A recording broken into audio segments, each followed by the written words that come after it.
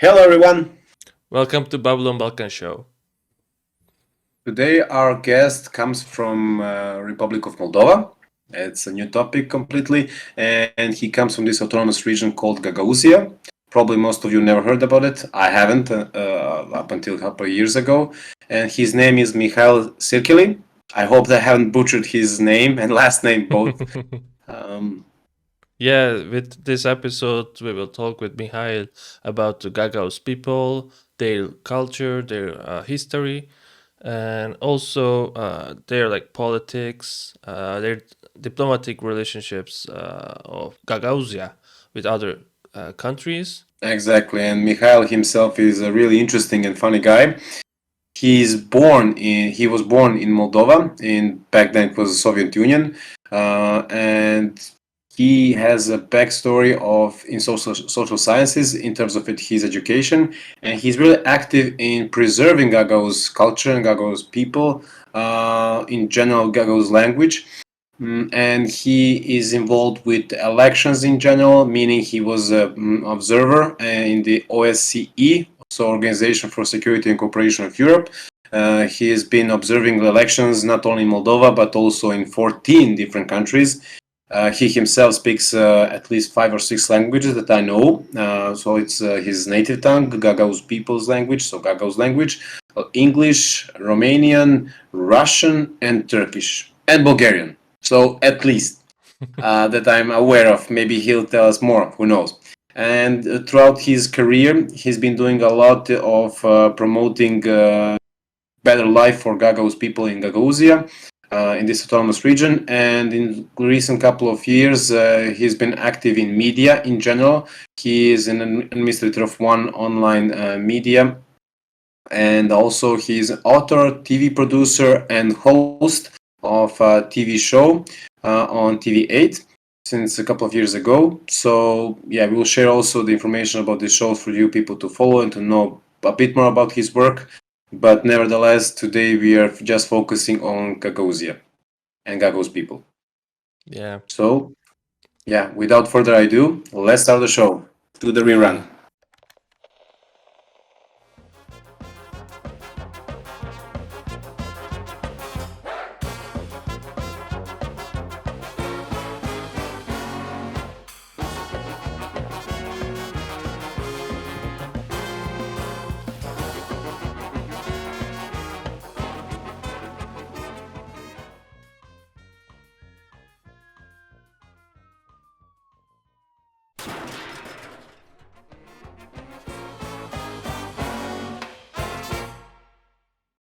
Hello everyone, we are back, and today, as we talked, we have our guest today. It's Mihail Sircheli.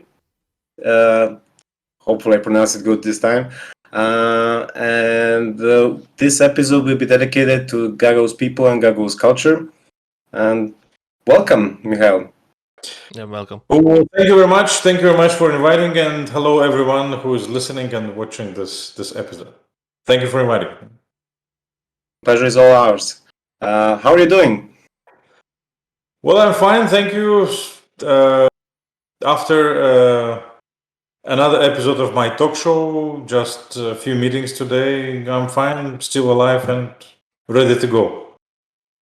Could you tell to our audience which show do you have? I have a talk show, we call it Blah Blah Show, it's not called Blah Blah Show, it's called Cost of Freedom. It's sort of talk shows where you invite different analytics experts to discuss current affair issues, some actual topics. Like currently we have in the Republic of Moldova, we very often raise and discuss the war in Ukraine, the political developments in post-Soviet countries, and mainly the developments here in the Republic of Moldova and the Gagauz autonomy. So it's a bi-weekly show, so twice a week on Tuesday and Thursday. Sorry, I have to count. To translate from Russian to English the days. So twice a week, every evening. At 6 o'clock, and we cover main topics that are actually on the agenda. Let's put it this way. So I'm guessing it's never boring. Yeah, when I heard those topics that you mentioned, it's lots of work. A little bit, no, like people say in the Republic of Moldova, we don't have our national sport, or we don't have developed sport. Our national sport in the Republic of Moldova is politics, and elections. So everybody discusses elections. It's from one side. On the other side, in media business, but unfortunately we don't have media as a business, because there's no market, in such small country like the Republic of Moldova. But okay, let's call it business. In media business, it's very difficult to make let's say divertisement talk shows, and everybody's doing this so-called blah blah shows. When you invite different experts and discuss certain topics. Well, of course, we try to do that, like infotaining type, but doesn't work every time. Sounds familiar. Sounds really familiar. Yeah, definitely. So we're gonna share the link with our audience for them to follow your show, to watch your show. So is it in Russian and Romanian, or? No, it's only Russian because we are broadcasting for the Russian-speaking audience in the Republic of Moldova, and the Gagauz community, although being a Turkic-speaking community, unfortunately, Gagauz language, which from my point of view, it's Turkish language, it's not used really for consuming the media content. Actually, Russian became the main language for the Gagauz community, and that's why we're doing, because we want to reach out, right? Yeah. If you don't produce the talk show with when knowing that nobody will watch it, so actually, or that's why we do it in Russian language. Of course. Again, sounds really familiar with our English right now, having the audience in the Balkans. Well, but there are some people, that are in the Balkans, don't speak only Serbo-Croatian or Bosnian, I don't know how they, all this language, but 5 different names, no? Yeah, you're totally right. Totally right. Before we go deep dive into the already mentioned topic of Gagauz people, Onat, would you also like to ask something in the beginning? Yeah, I remember the moment the Dusan came up with the Gagauz episode idea, and he was very excited. He said, "Do you know there was people in Moldova, like Orthodox Turks? They speak Turkish, but they're Orthodox Christian. How you never mention about that? This is like." I'm still excited, by the way. Yeah. But it never came up to my mind in that way. So, how is being Turkic a community in Moldova for you for this community there? Not sure that I can speak of in the name of all community, of course. because I'm representing different, let's say, not really common or popular political views in the or civic views in the Gagauz community. Gagauz community. Here's here. Yes, thank you. Gagauz community is actually 99, maybe, or 95% minimum. It's pro-Russian, actually. Yeah. So unfortunately, you said it. You're actually, in your episode, in your talk show, your podcast, you try to make some jokes on take it easy. Yeah. But when you talk about the Gagauz community, you have to recognize and take into consideration one simple thing, that actually the identity of the Gagauz community is losing, and this Turkic identity. So Gagauz community here in Republic of Moldova is considered to be a Russian-speaking community, part of the bigger Russian-speaking community, and Gagauz community is known for its great sentiment towards Russia. So in that sense, Gagauz community is very let's say, maybe similar to Serbs and Bulgarians on the Balkans, who have this very strong pro-Russian sentiment. Unfortunately, we are losing our Turkic identity, although Turkey is trying something to do here in Gagauz autonomy, meaning that helping with developing infrastructure, building sort of buildings, even trying to help with preserving the language, but unfortunately nobody cares about that. So from that point of view, for me, it's little bit. It hurts when you see, this kind of things happening in Gagauzia. That's why I probably will not be able to answer you how it's to be a Gagauz here, but probably I'll tell you how it's to be a part of the Gagauz community, being Gagauz, and actually representing some different views. Like, for example, from the very beginning, we took a side and actually took a pro-Ukrainian position, which is not really common in Gagauz community. Yeah, I can imagine. Gagauz community is now very much with the Russian, solidarizing, unfortunately, with the Russian aggression, and very much unfortunately. And people have here some sentiment that they're sort of living Russia, Many years it was like, the Gagauz community was living like there was a sentiment and perception that we live here and there is Russia and we want to be one day part of Russia again. And there is some territory in between Gagauzia and Russia, meaning Ukraine, And nobody was never considering the Ukraine as a sovereign state with its own, let's say, demands, interests, political interests, geopolitical interests. And now all over the sudden, for them, it's a big surprise, that Ukraine actually is resisting and it can resist and so on and so forth. Many experts that visit Moldova or study Moldova say that the Gagauz community and Gagauz autonomy, from point of view of stability and integrity of Republic of Moldova today, in a context of Russian aggression against the Ukraine, is kind of more a problem than Transnistria. Strange enough, but really, because the Transnistrians they know what it means to live in a very much militarized region, the enclave or exclave. Call it. Sorry, Michael, just for our audience to know, can you just briefly say what's Transnistria in Moldova? Well, Transnistria, it's a small part of Republic of Moldova on the east. It's mainland of Republic of Moldova with so-called right bank and the left bank, which is Transnistria, are divided by the Dnistru River. It's a small, tiny piece of land and a long part with 400,000 inhabitants, which is de jure internationally recognized as a part of the Republic of Moldova. But in 1990, it proclaimed its independence. It's like, maybe you heard, it's similar like Abkhazia or South Ossetia in Georgia, and so-called LNR, Lugansk People's Republic, and so-called Donetsk People's Republic that were proclaimed on east of Ukraine. So what is common between these enclaves is that they are all pro-Russian and all occupied by Russia. So this is the small tiny piece of land on the east part of the Republic of Moldova. It's called Transnistria. And of course, there was a war in Transnistria in 1992. Immediately broke up after the collapse of the Soviet Union. And this actually, the Transnistrian community and the Gagauz community, because they were very much strongly pro-Soviet and pro-Russian.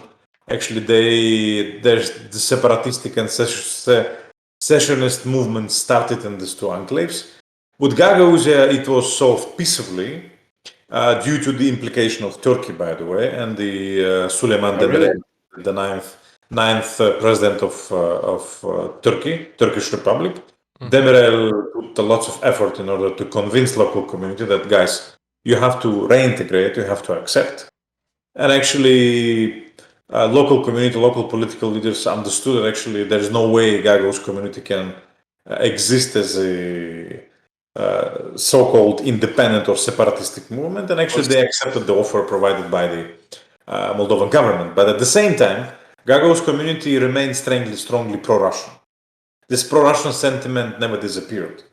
And by inertia, we still kids teach or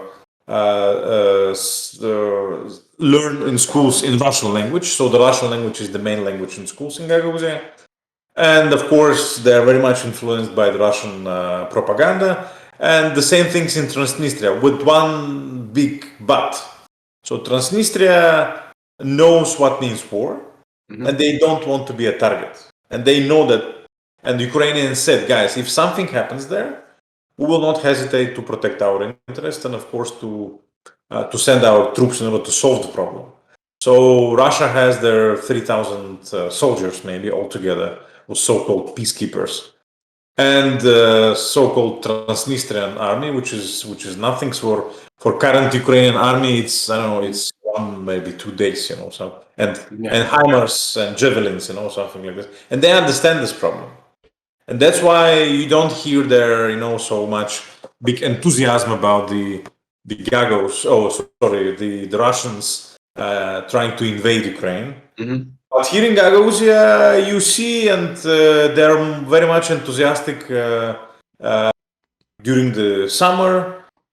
There were protests here in Gagauzia where the members of the local parliament were saying that they actually, if Russian soldiers will come here, we will meet them with 3K. It's a Cabernet sort of wine.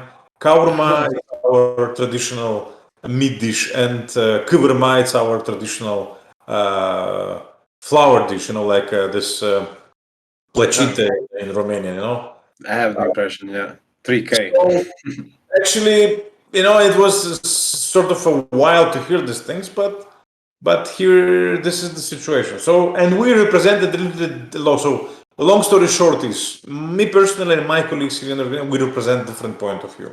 So we stand with Ukraine, and actually, it's a little bit not really saluted here in Gagauzia. So it took a little bit longer, but. So if I understand, yes. If I understood correctly, so Transnistria is de facto independent, but the jure is part of Republic of Moldova. That's clear. Occupied by Russia, of course. Okay, by peacekeeping forces, ironically. It's really occupied by Russia because they're actually a part of the peacekeepers. There is a limited contingent of Russian troops, so that Russia took an obligation and commitment to withdraw them as a result of the OSCE summit in Istanbul from 1999. It was this commitment was taken by the former president of Russia, Boris Yeltsin, but Russia never fulfilled this obligation. So de facto and de jure, this territory is occupied by Russian Federation. Yes, meaning it should expire by now, but they're still there, meaning it's occupation and not peacekeeping. Got it. But as you said, it's kind of like for itself, and it wants to be part of Russia in some longer sense. But as you said, it has a direct danger from Ukraine, so they're keeping their heads down. But on the other side, the jure and de facto Gagauzia is part of Moldova, but they are keeping their heads up. It's really ironic. Yeah, I didn't follow this up. Yeah, interesting. And it's sad to hear in both ways. Yeah. Well, yes, it's strange enough, but yes. So people don't. Well, I think it's because of the propaganda and they have a sentiment that actually, that Russia is somehow here, and they actually Russian propaganda dived the people into a deep ocean of this propaganda, where actually they want to be part of Russia because Russian propaganda is telling these fairy tales that Russia is developing. We will now show to everybody what it means. Then they understood that actually it's not really working. They cannot show that actually Russia is developing because Russia is not developing economically, especially after the annexation of Crimea. By the way, many Gagauz as gastarbeiters were working in Russia. But now, after 2014, when actually this first wave of sanctions hit Russia, their incomes dropped down twice in Russia, and they were forced to look and to find some other ways, some other countries to go and make money. And of course, main destination became Germany today. But still, many Gagauz those who live in Germany, they still remain in this media or space bubble because they consume news in Russian language, right? And Russia is very much influential in the Russian-speaking, so informational space. Social media, especially social media, of course, because in Germany they consume news from and media content through social media. It's interesting. In Serbia, you also have Russian propaganda, but lacking the language Okay, it's Slavic language, but it's not so close. You cannot say every Serbia understands fluently Russian. So I'm guessing in that sense, it's not so deep as it's in Russian-speaking areas. I see the difference here. They try. They try. Yes, but with Serbia, you have this other problem. Of course, I'm not as expert in Serbia. Maybe you can correct me. But for example, there are two countries on Balkans. There is Bulgaria and there is Serbia, right? Serbian government is totally pro-Russian. This Vucic, he's a friend of. While Bulgarian government is not considered to be pro-Russian. But if you look at the society, Bulgarian society is very much consumed and get used to Russian culture. They know old Soviet films, they know old Soviet stars. While in Serbia, the situation absolutely different. You are more with Western culture. You can quote, young people can quote, or even people of my age or even older can quote some Western English series, because they were popular in Serbia. But in Gagauzia, we are actually totally dived in that culture, in that cultural world. But unfortunately, yes. So. But it is interesting because in Baltic countries, they also experienced the Soviet experience, and now they are not pro-Russians. They mostly against Russia, and most of the other, old Soviet countries, they also against that. What was the difference in Moldova and like in Gagauz people? It is opposite there. Well, in Baltic states, what was not so Soviet Unions could not break their identity. So, in Baltic states, first of all, they had their first independence during the interwar period. From 1989 till the Second World War, all these things started, and there was Soviet occupation. They call it, from the 1944 till 1990, right?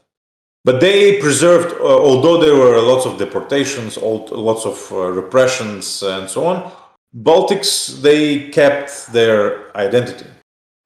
And when you keep your identity, you know what to protect. If you don't have your identity, you don't know what to protect. What happened with Gagauz community, and here you can make a little bit difference with the Moldovan community in the Republic of Moldova. So the backbone of the Gagauz community was cracked during the Soviet Union. First of all, big famine, 46, 47. There were three big famines in the Soviet Union. One in 21-22, second 32-33, and third famine after the Second World War in 46-47. It touched Bessarabia, so the Republic of Moldova geographically is located in a land called Bessarabia. It's between Prut and Dnistru River, this land. So we had famine here. I consider it was organized by the Soviet Union because of this collectivization and all this program of collecting the goods and food on its territory, and people remained without food. And this famine, it hit mostly the southern part of Bessarabia, where Gagauz and Bulgarian community is living, right? From 30 to 60% of the community died because of the famine. There are some from 30 to 60. Wow, that's from 30 to 60% horrible population. So there are villages till now who, let's say, cannot reach the level of their population which was before the famine. For example, there is a neighboring village called Beshalma. In Turkish, you understand what means five apples, Beshalma. So this village still cannot reach the level of the population which was before the famine. But the difference is that in Ukraine, there was a big famine, 32-33, and they remember it. They call it Holodomor. Holodomor. Yeah. In Gagauzia, it's not not that allowed, but people don't want to discuss this topic. On the political level, it's sort of a taboo. I remember in 2019 there were two ladies, the members of the local People's Assembly. In the local People's Assembly, it's a local parliament of Gagauzia. And they raised the issue. They said, look guys, we have a big tragedy of our community. It's a famine from 46, 47.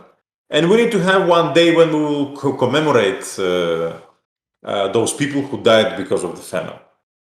And there were a big resistance, big debate, they were making those women guilty. How can you dare? How dare you to raise this topic? And they said, okay, but what's the problem? You will offend Moscow because Moscow will accept it as as an offense to them. But at the same time, they say actually, but Russia is not guilty of that. It's not because of Russia. It's not because of Moscow. But if not because of Moscow, why Moscow will be offended? If you raise this topic. So it was so big the resistance, and I remember there was a plenary session of the People's Assembly, and every single member decided that he has to stand up and to blame those women that they dared to raise this topic, even those who I never heard them speaking during the plenary sessions of the People's Assembly. So the backbone of the Russian community, of the Gagauz community, was actually hurt. So identity was lost, and if you don't have identity, you don't know what to protect. Baltics, they always knew their identity. They knew who they are, and they knew exactly what they will do when they will get their independence. With Moldovan community is the same. They are Romanian speakers. They always had this connection with Romania. They knew that they are Romanian speakers, and they had this very strong so-called elite, cultural elite, writers, artists, those who were actually leaders of the movement at the beginning of 90s, this national uprisal or revival movement. And they started this movement for independence of Republic of Moldova, and at the same time with unification with Romania. But here in Gagauzia, the small movement started, but when the Soviet Union started to collapse, and this pro-Romanian movement started to arise in Chisinau, here in Gagauzia, they saw it as a threat for the Gagauz community, not as a Turkic-speaking community, but as a Russian-speaking community. So the Gagauz community considered that Gagauz community, being a Russian-speaking community, will have to suffer from the unification with Romania. So they considered that actually Moldova will get the independence and immediately will unite with Romania, because the whole movement for independence of Republic of Moldova, in fact, was not about the independence. It was actually about this revival movement, uprisal movement, as a Romanian-speaking community, and there were very strong unionist voices that were calling that actually Moldova has to unite with Romania. And this unification narrative, a unionist narrative, actually was very much perceived as a dangerous for the Gagauz community. And that's why in the beginning of 90s, the Gagauz community from pro-Gagauz became immediately pro-Russian, because they wanted to preserve this pro-Russian identity and Russian-speaking identity, which was formed during the Soviet Union. So, famine, from 30 to 60% of the population died, then collectivization, then education in Russian language. Nobody asked, would you like to get the education in Gagauz language? Nobody provided this possibility. And more than that, it was not even allowed to learn Gagauz language in school as a subject. So 40 years of under the Soviet power actually led at the end to the situation where the Gagauz community became Russified, and actually they got the second identity, the Russian-speaking identity, which now for the Gagauz community is much more important than the Gagauz-speaking community. So here is the reality. you mentioned unification of Moldova and Romania, potential unification. If I remember correctly, the Gagauzia itself was a blocking point. Like it said, like if you unite with Romania, then de facto we become independent. Or was it not not the case? Absolutely. It was actually, there is a law on special legal status which actually defines the special legal status of Gagauzia. And in this law says that actually, in case if Moldova loses its independence, Gagauzia has a right for external self-determination. But look, today is absolutely a different reality, right? And I cannot imagine how Gagauzia can be independent. We tried in the beginning of 90s, from 99 till 1994, and it didn't work. And everybody understands it didn't work. The people here understand it will not work. That's why they don't want independence. They want that Republic of Moldova, entire Republic of Moldova, to become part of some, I don't know, some union led by Russia. Which is again not important. It's not possible. It's simply impossible. How can you imagine that Republic of Moldova, which is between Romania and Ukraine, which is fighting with Russia today, and Romania being part of the European Union, there will be a small tiny piece of land that actually will be, let's say, dominated by Russia. I cannot imagine. You have Kaliningrad Oblast between Poland and Lithuania, but nevertheless, it's really hard. They only have the access, as I remember, Moldova geographically, like 2 kilometers of Danube. So theoretically speaking, by river and by sea, I mean, just theoretically speaking, but nevertheless, air bridge is hard. If you take it only, if you take only the geographical part of the, but yes, if you take the society, the community, the political setup. So there is a half of the country which is so Moldovan community, Moldovan society is divided along one single line in two parts, and line is about the attitude and perception of Russia. For one part of the community, it's Russia is an invader and Putin is an aggressor. For another part of the community, Putin is a Tsar, the king, and the Russia is a savior, a liberator.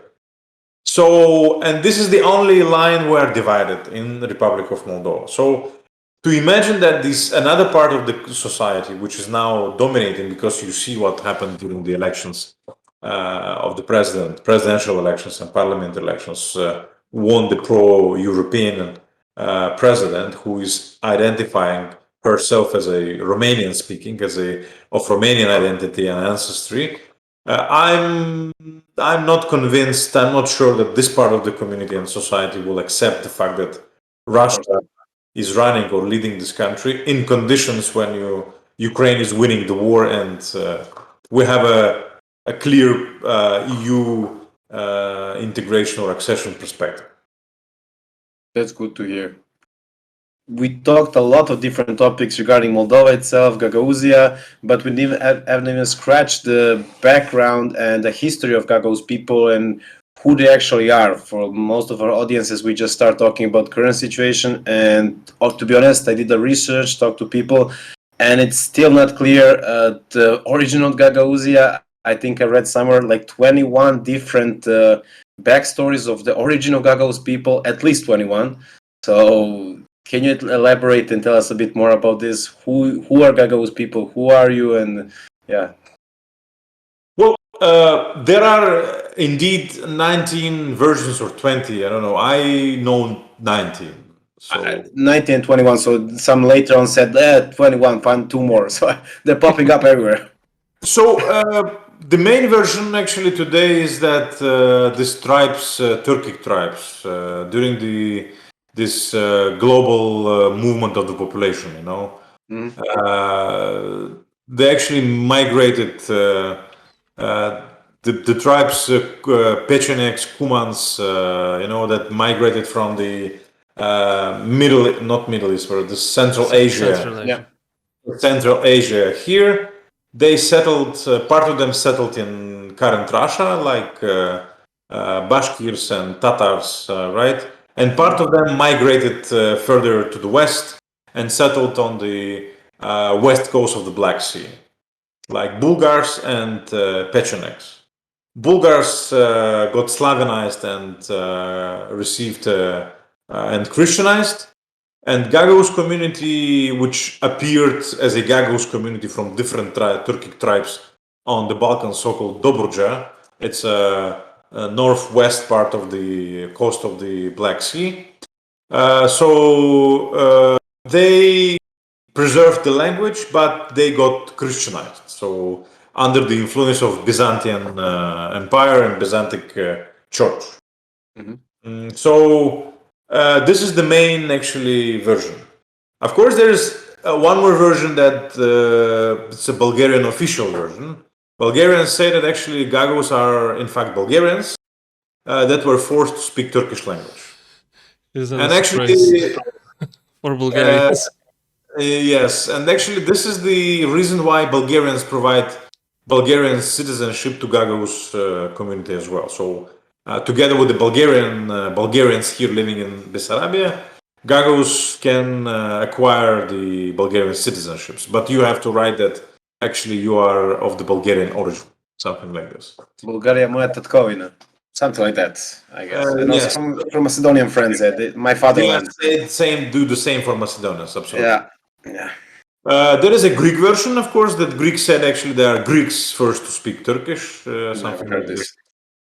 And actually, yeah, so these are the main versions, but the main version, again, it's Turkic tribes that migrated from the Central Asia and settled in the west coast of the Black Sea, and then converted to Christianity, but preserved their...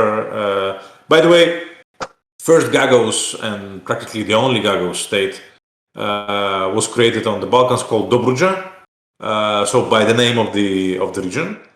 And in the name of the leader, Dobrotica, you have Dobrich city in Bulgaria. There was the monument for Dobrotic, right?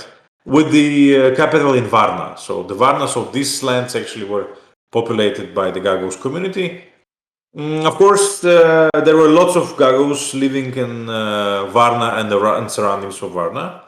But because of the assimilation policy of the Bulgarians and Bulgarian state, they all got practically assimilated. So actually, you have very small number of the Gagauz living in Bulgaria, only one village, some Kavarna, next to Kavarna, there is a very small village actually where they still remember that they are Gagauz and some of them speak Gagauz. Now I understand why you mentioned Greeks, because Varna was populated by Greeks in the Black Sea, so I can see why they have this theory of that they're Greeks with the Turkish influence. They were also Bulgarized again afterwards and moved back to Greece. Well, there is a small Gagauz community in Greece. Even there? It's in the city of Orestiada. The center of the Gagauz community in Greece is Orestiada. It's part of this Alexandropoli community. It's Thracia. Of course, it's 25 kilometers from Edirne and 65 kilometers from Svilengrad. But they were originally not there, so they migrated there in 1923 during this agreement between Turkey and Greece, during the exchange of the population, when Turks from the Greece were allowed to cross the border and go to Turkey, and Greeks and Christians living in Turkey were allowed to cross the border and go to Greece.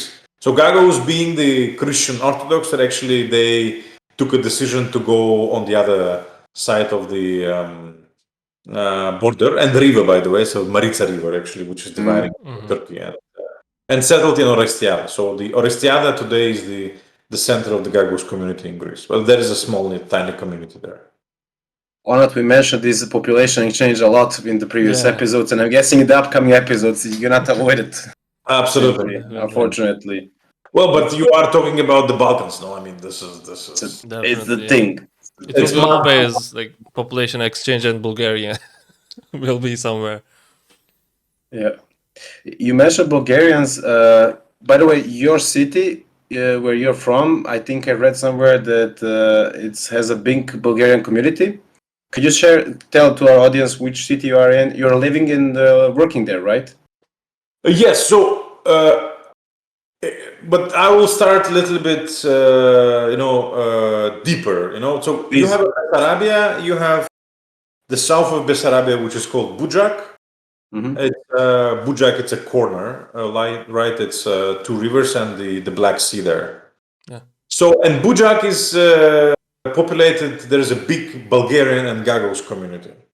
So, Bulgarian and Gagauz community appeared here after the Russian-Turkish War from 1812, right? And because this part of the Bessarabia was empty and it was used by Nogai Tatars to travel from Ottoman Empire to Crimea. And of course, because of the Russian Empire having the plans to go further and to colonize new lands, so Russia actually annexed this territory as a result of the Russian-Turkish War from 1812 and started to colonize it.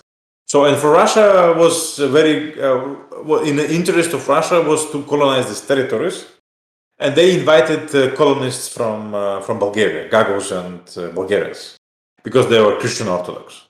So, and Bulgarians and Gagauz colonized it in a certain way that actually, so Bessarabia today is divided in two parts. Part of it is in Ukraine. It's a south part of the Odessa region. And the north part is actually is the Republic of Moldova.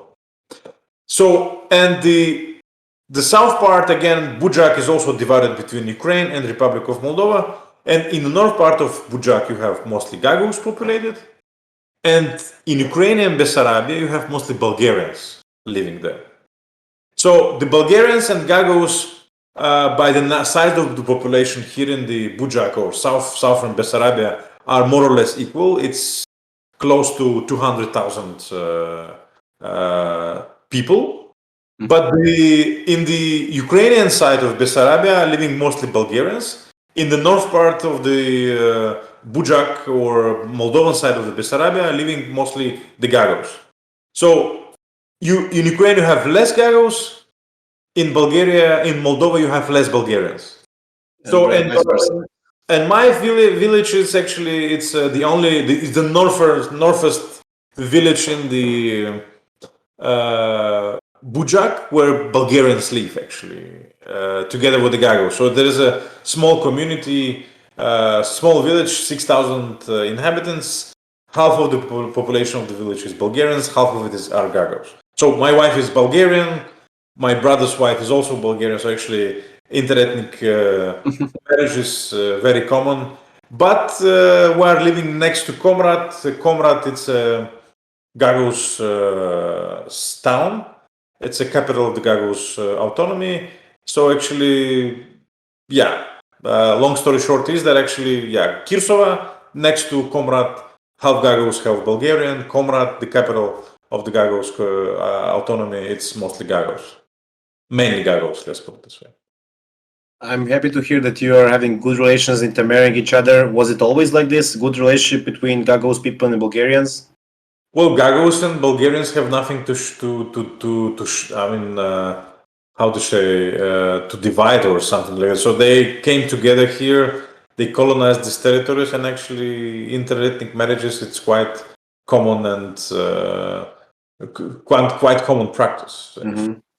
So same religion, more or less history shared with foreign occupiers. Only the language is different, but nevertheless they have strong Russian influence. The language-wise, how much people nowadays in Gagauzia use Gagauz language in everyday means? Well, we can, from that point of view, we can address the figures of UNESCO. UNESCO, let's say, defined the Gagauz language as endangered, not disappearing, but endangered. Meaning that there is still actually three generations that actually speak Gagauz language, but it's in danger of disappearing because actually less and less people from new generations, less and less people speak the Gagauz language. So by numbers, I cannot tell you, but again, so in the villages, in families, people still speak Gagauz. For example, in my family, because my wife is from the Bulgarian, let's say, part of the village, they don't speak Gagauz language. between us speak Russian language. I speak Gagauz language only with my parents. So actually, and in official life, as official language is used Russian language here. So actually, in the shops, I don't know, plenary sessions of the let's say People's Assembly, the working language of the state institutions is Russian here. So actually, Russian is everywhere. Language of education is Russian. So there is no possibility to study or to learn in Gagauz language, unfortunately. So Not even in schools, not option for learning Gagauz language, elementary, university. here's the thing, Gagauz language, it's my version. Again, it was invented in Academy of Science of the Soviet Union in 46, 44. The same thing Soviets tried to do with Romanian language, saying that actually there exists such thing like a Moldovan language, which is not true. And they invented the Moldovan language for the Romanians living in Bessarabia. With Cyrillic alphabet. Absolutely. With Cyrillic alphabet, with all kinds of Moldovanism, meaning that some dialects of Moldovan language, they said that actually it's not a dialect, but it's a self-sufficient language, Okay. The same thing they did with Gagauzia, but with Gagauz community, they were more successful. The Gagauz language, Gagauz community was very much small, uneducated, and actually they did it. But from my point of view, it's a Turkish language, but archaic Turkish language which was not developing through the ages. For example, so you imagine that it was conservated Gagauz language. So Gagauz language today is a conservated Turkish language from the 18th century or 19th century, right? Which came here in Bessarabia and was not developing, right? And you had no possibility for obvious reasons, you had no possibility to get the education in this language. So it's a conservated Turkish language, but Soviets came here and said, look guys, this is the... in fact, you have a language and we will give you... And the Gagauz alphabet, by the way, was invented in the Academy of Science. And Gagauz grammar was invented in the Academy of Science of Soviet in Moscow. It was based on Cyrillic, of course.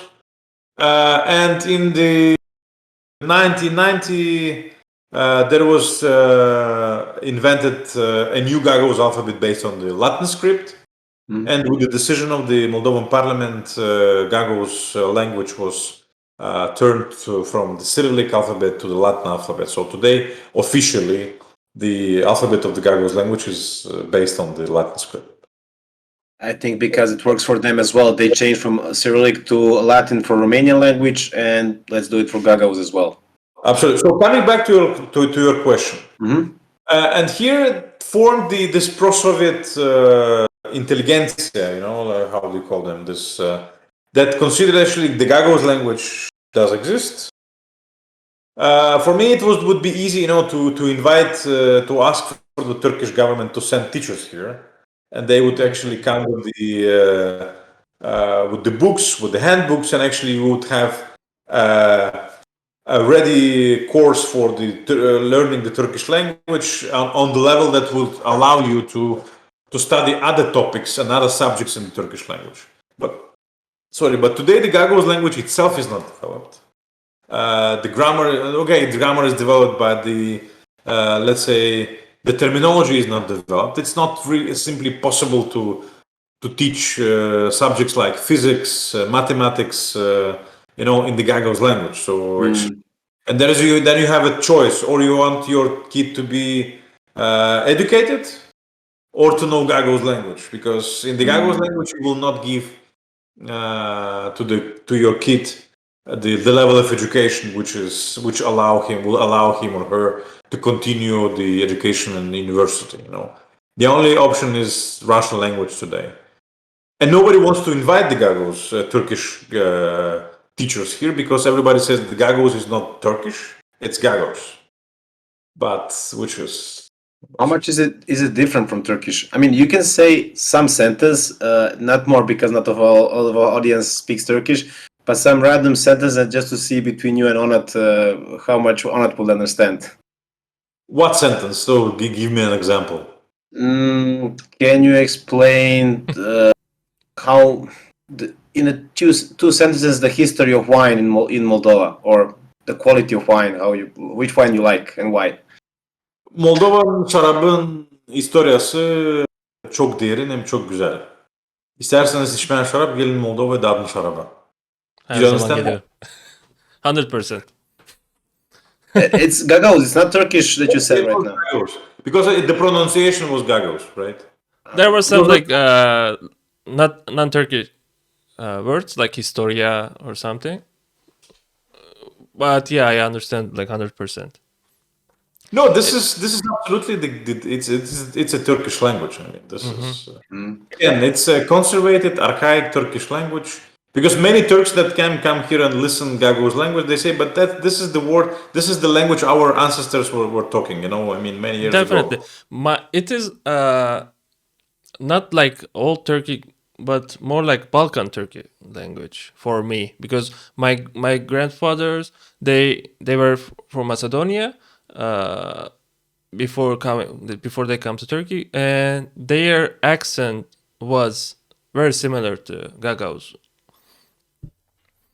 No, it's absolutely because, but again, yeah. So it's about the changing the identity, right? So, and today, if you look what Russia is doing, right?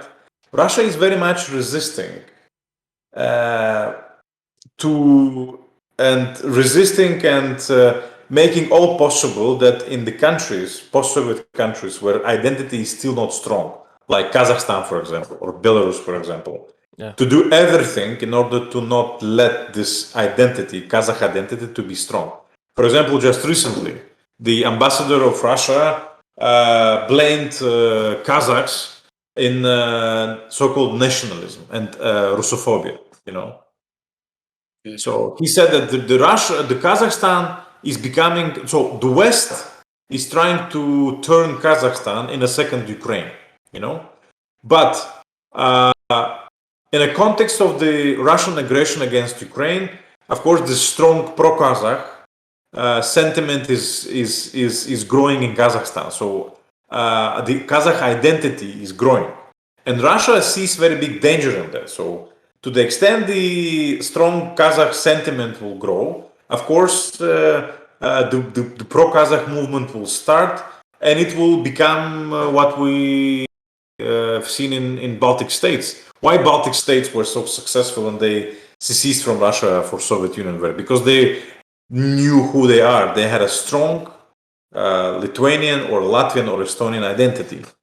And when you demonstrate, or where they demonstrate their identity, Latvian or Lithuanian or Estonian identity, Russia is blaming them being nationalist and fascist.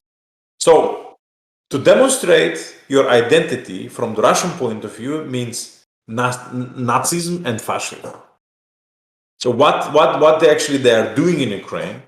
So for them it's to demonstrate your Ukrainian identity. It's nationalism and it's fascism. So actually, this is the same thing. It's a policy of the Soviet Union, and Russian Federation continue to use it. It's a cornerstone of the Russian policy today towards the former Soviet republics and the people living in those republics. This so-called Russian irredentalism. Yeah, just. But I also heard the Turkish government doing a lot of investments. I mean, more than before on the last decade. How does that the influence, or does European Union trying to do anything to break that Russian propaganda? Or well, it's very much with such kind of investments. Of course, they are important. Definitely, they are important, and they need it. And of course, we're very much grateful and thankful to the Turkish government and the European Union for those investments. But they are not valued here, right? So if you go, of course, people are actually now to say benefiting from it. But if you go, for example, and ask people on the street, they say, yeah, but they are not doing it for free. They are not doing it because they are good. They want to. And Russia is doing for free. Russia is doing nothing, actually. Nothing, even less. So it's like a boyfriend, girlfriend. The one that doesn't do a lot, that's one what I'm in love with. The other one gives me attention. No. But Russia is a pure love, you know. I mean, and here is a toxic. Yeah, toxic, you know, for money, they don't. No, people lost the orienters. So this is here, and here is the problem, of course. But Turkey was first of all, because of the Süleyman Demirel and his personal involvement. The Gagauzia acquired and reintegrated in the Republic of Moldova and acquired a special legal status. It's number one. Second, Turkey invested a lot on infrastructure, water pipe systems, building schools, kindergartens, I don't know, hospital, part of the hospital here in Gagauzia. In the 90s, where the Soviet Union collapsed and the economy collapsed, first gastarbeiters from Gagauzia, they went to Turkey, you know, women predominantly. My sister now lives in Turkey, in Istanbul. She lives there from 1993, something like that. She got married there. She converted into Islam. She divorced, but she's still in Islam, actually. So it's a big connection. But of course, the second identity, which is pro-Russian identity, it plays a lot. People don't consume content in Turkish language. Or they watch Turkish series only if they are translated into Russian language, right? Like the Suleiman the Magnificent, you know, I mean, the last, they watch it in Russian language. Is it like dubbed or subtitles? No, dubbed. Oh. It's the culture of consuming the media content in the post-Soviet countries. Russian-speaking communities, you know, they don't watch subtitled, they watch dubbed, you know. So now with Netflix, when Russian option is switched off, by the way, you can see on Netflix appears more Ukrainian subtitles. And for example, the last season of Crown, four previous seasons were dubbed in Russian language. The last season is dubbed only in Ukrainian and not dubbed in Russian. And what was the reaction? Could they understand? Well, people start, you know, complaining, you know, that actually there's no Russian language on Netflix. Some everyday problems that we would never hear unless talking to a local. Yeah. So, coming back to your question about the Turkey. Yes, Turkey is investing a lot, but unfortunately it's not perceived as Russia. So Russia is Putin, you know, I mean. But I know Turkey now has some economic problems, very serious problems, and we don't know how the elections will end up in Turkey. Yeah, it will be interesting for us this year. When are the elections? Next year, July. May, no? Probably on May. May. It will be a bit earlier than normal calendar. But Erdogan was already in Gagauzia. I saw some videos. So how was he greeted? Well, he was greeted, of course, very well. He had a wonderful speech on the main square. You know, he quoted the Gagauz anthem. You know, how do you call it, this hymn? You know, anthem. Look, I mean, he knows how to deliver speech. Of course, Turkey, although being this country with authoritarian leader, but still there is a vital democracy.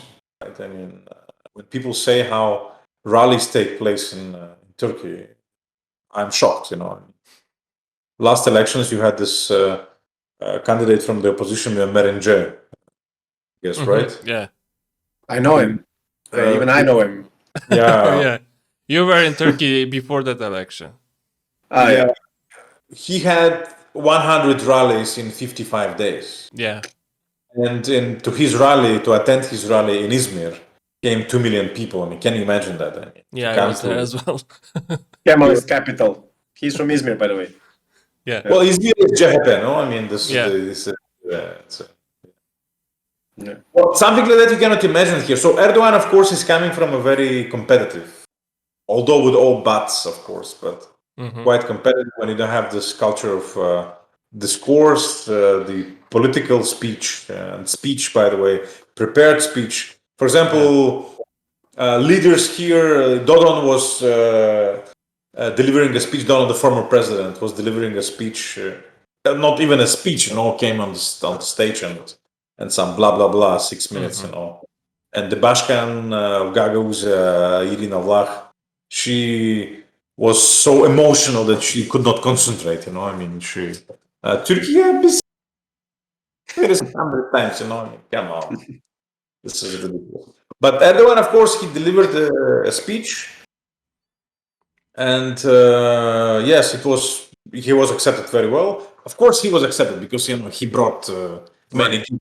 I mean, like built stadium, built part of this school of arts, whatever. And by the way, he's one of the world leaders. Visited Gagauzia. Not such kind of things don't happen often in Gagauzia, of course. Makes sense. As if not Putin came, but if Putin came, oof, I can only imagine how the reaction would be. No, this guy would never came. And here's the difference between Erdogan and Putin. Of course, I'm absolutely not a fan of Erdogan. Especially what they did with Turkish teachers. In Moldova. I don't know if you know this story. No. 5 Probably teachers. arrested. Yes, they were kidnapped from the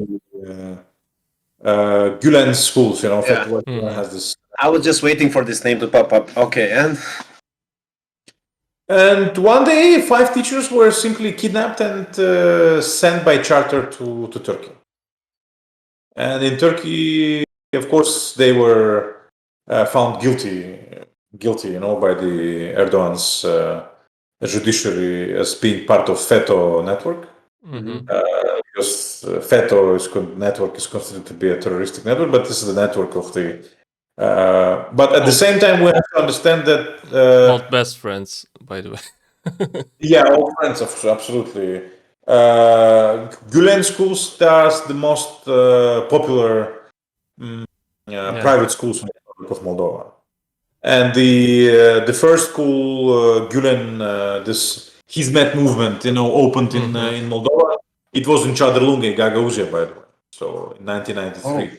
So my kids actually now study in this school. The first ever Gülen school outside Turkey was in Gagauzia. No. The first school in Moldova. In Moldova, okay. The Gülen network or Hizmet organization was opened in Chadrlunga. They have a big, and now it became a network of schools. Now this Hizmet, they called in the Republic of Moldova, they called high schools Horizont. This Horizont network has 5 schools in all around Moldova.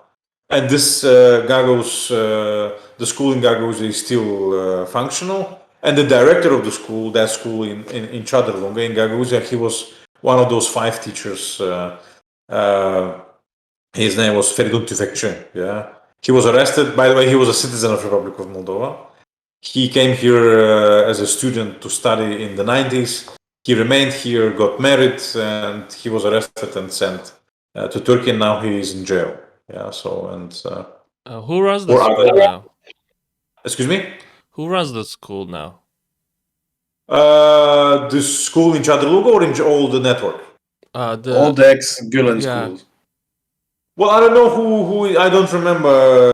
Because in some countries, the Turkish government took the control, with by paying some money to the governments, they took the control. But not all of them. They were able to do that.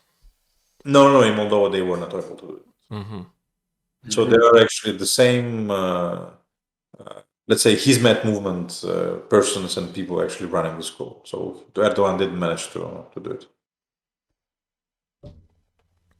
Talking about education. Yeah, talking about education before we talked about language, history, and everything. In every day, how would you describe as a typical Gagauz in sense of a culture, of folklore, of events, of festives? I saw that you also celebrate Ederlezi, or you call it differently, Ederlez or something. Is the big part of your community? I started like a few sub questions, but in general, ethnography of Gagauz people. If we talk about the Gagauz identity, so the Gagauz community, there are two big, let's say, days for the Gagauz community. It's Ederles we call it, and Kasım. Kasım, it's November, and it's so it's if you translate it into the religious calendar, so you have Sveti Georgi and you have Sveti Dimitar. You know, Okay, Saint George and Saint Dimitar. You know. Saint George, it's headerless in May. It's related to the shepherds, you know. I mean, the shepherds shepherd season. So actually, you have 6th of May when it's the shepherd season is opening, and 7th of this November when you have Sveti Dimitar, you have this Kasım, you have this shepherd season is closing. So when it comes to the Gagauz community. And of course, most religious, the biggest religious holiday it's Easter. You have also Christmas, which is on 6th of January. You know, as old. Julian. Yeah. Calendar. And but of course, the biggest secular holidays it's the 9th of May, День Победы. You know, I mean, this day of victory. So. Victory Day, yeah. Yeah. Victory in World War II. Yeah, not World War II. Patriotic War. Великая Отечественная Patriotic War, exactly. Sorry, yeah. Always forgot in the east of Europe, it's Patriotic War, yeah. Because for the Russians, for Russians and Gagauz being part of this Ruski Mir, you know, Russian world, for them, a Second World War exists only in a segment, in a part of the so-called Patriotic War. So, beside that, for them, Second World War doesn't exist. For them, the Second World War actually is called only the Patriotic War, and they consider that actually that was the real war, and all the rest is simply side job, side activity. But interesting that you mentioned the beginning of, so to say, when the fields and the meadows are open for pasture for shepherds.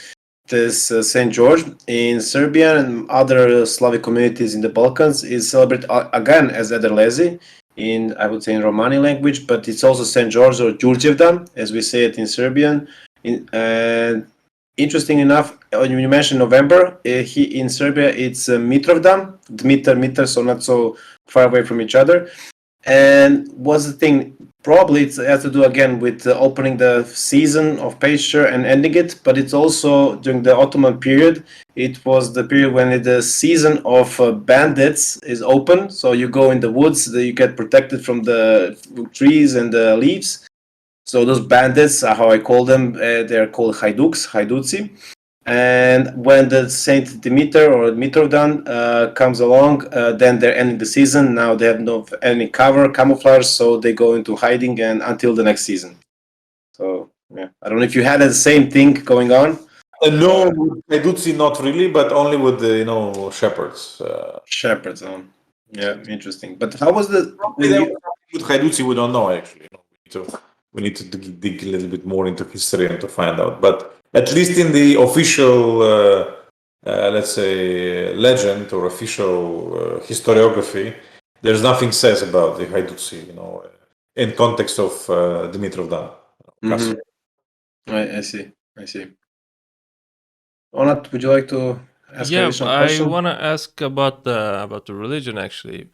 In Turkey, of course, we all follow the Islam, but we also have a lot of paganic rituals that we integrate to Islam, like Mevluds or visiting some place and praying there for a specific request or something. And most of them are not exist in other Islamic countries. they are mostly comes from the Turkic, Central Asian rituals. Do you have anything like that in your daily life No. with the Orthodox Christian? No. So the Gagauz community on the Balkans, before Gagauz came here to colonize this Budjak or southern part of Bessarabia, they were part of the Greek Orthodox Church, or even there they were divided between the Bulgarian Orthodox Church and Greek Orthodox Church. When they came here, of course, they became part of the Russian Orthodox Church.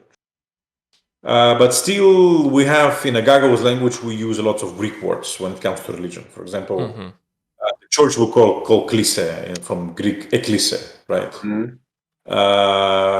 For the cross we call stavros, from the Greek stavros. Yeah.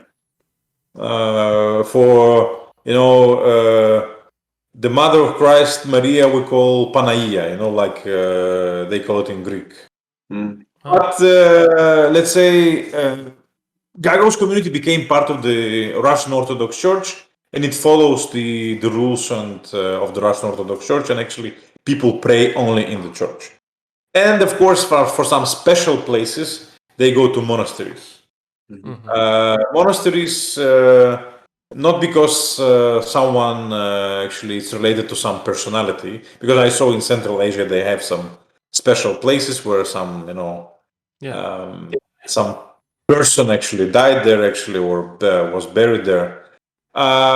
In the Orthodox Russian Church culture, you go to a monastery because it's so-called namolenное место, where people pray a lot, and because of this constant prayers, it becomes some holy place. Actually, so it's common to go to a monastery or to go to a church. So this is the culture. Let's say religious culture. Let's put it this way.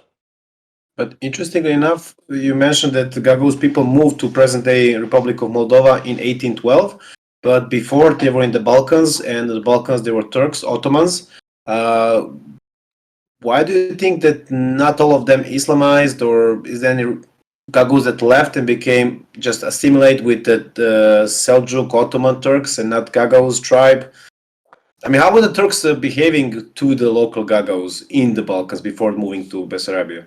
Well, the Gagauz community came to Balkans earlier than Ottomans came.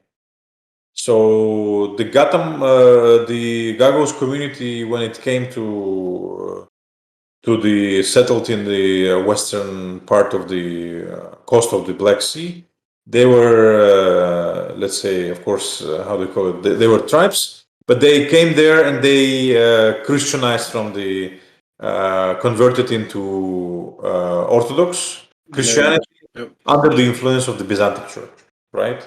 So when Ottomans came there, the Gagauz were already strong Christian Orthodox, and of course Ottomans wanted to convert them because during the Ottoman Empire the religion was most important rather than language.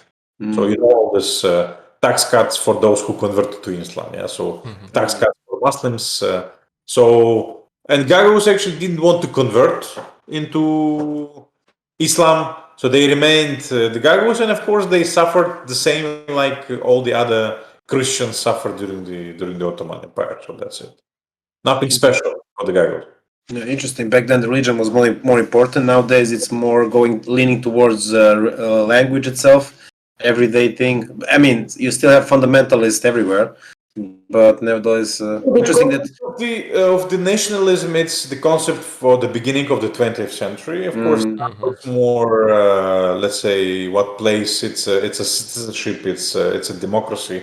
This kind of identity. For what actually now Ukrainians, of course, it's mixed, with the national identity, but at the same time, many people in Ukraine, Russian speakers who are ethnic Russians, they are fighting not because of the Ukrainian identity, but they are fighting because of the Ukrainian citizenship, for their country to have the right to, to be independent, sovereign, and to have this European perspective. So it's not, let's say, it's less about the national identity, but it's more, but nationality from point of view of citizenship. Let's put it this way.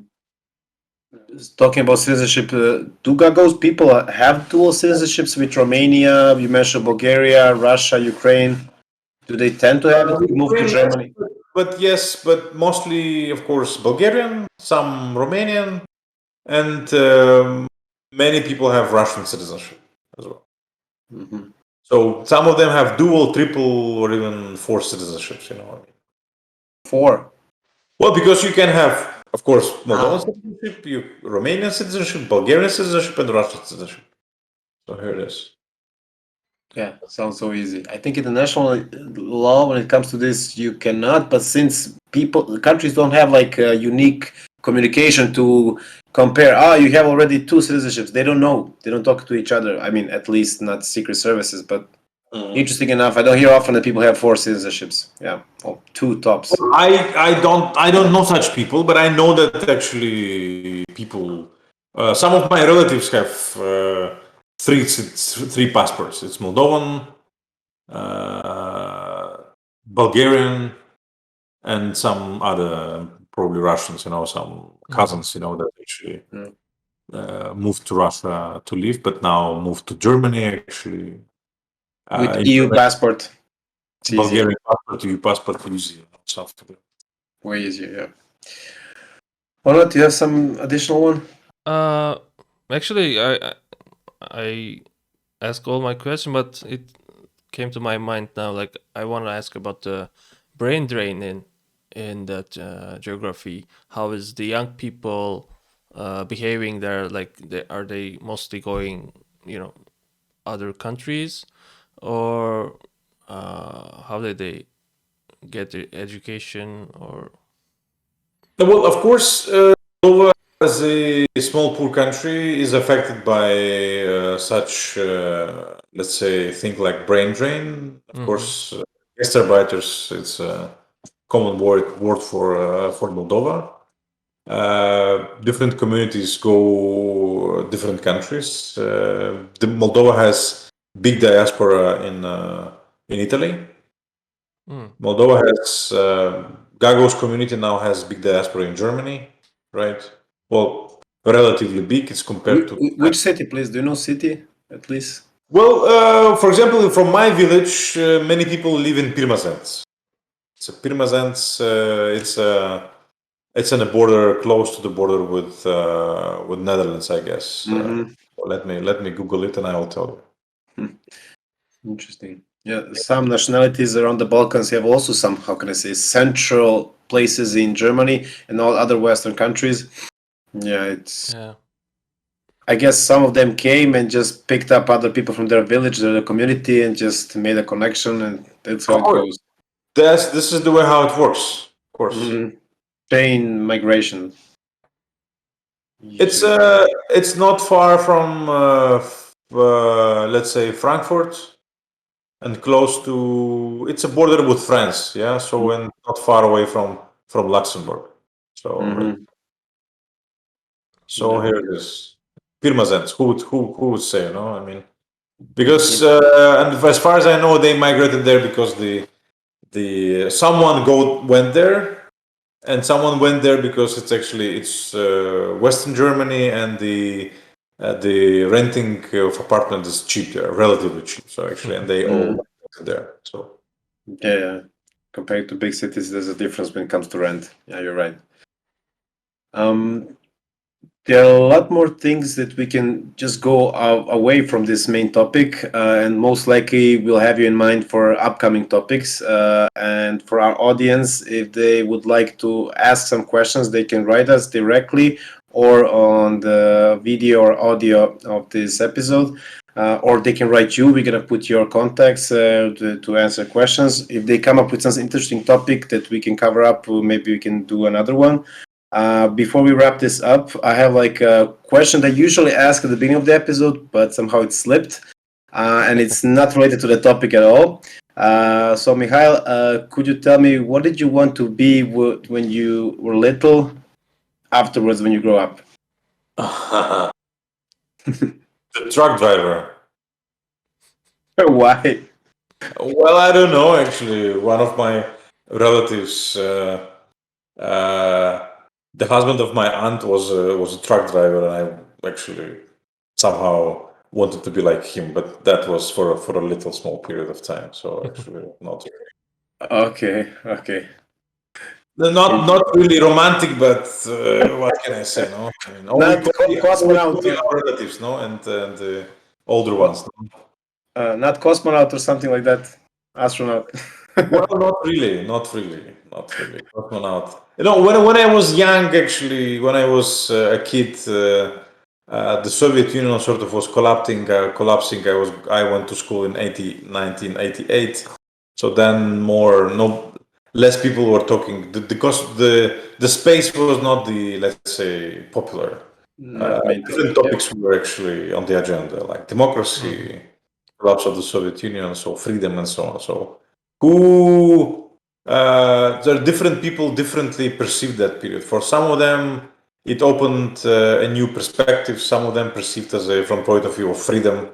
Some of them perceived as from point of view of collapsing of life, collapsing of past, collapsing of future as a collapse. I mean, and actually along these lines are now is divided.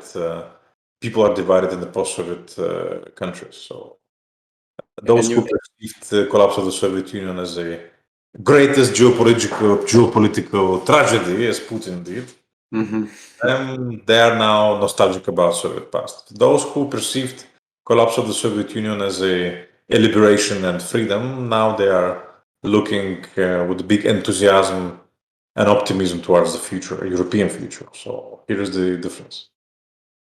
You really mentioned my next question. You already started. How do you see Gagauzia and Gagauz people in the upcoming near future? Well, Gagauz community will be whatever Republic of Moldova will be.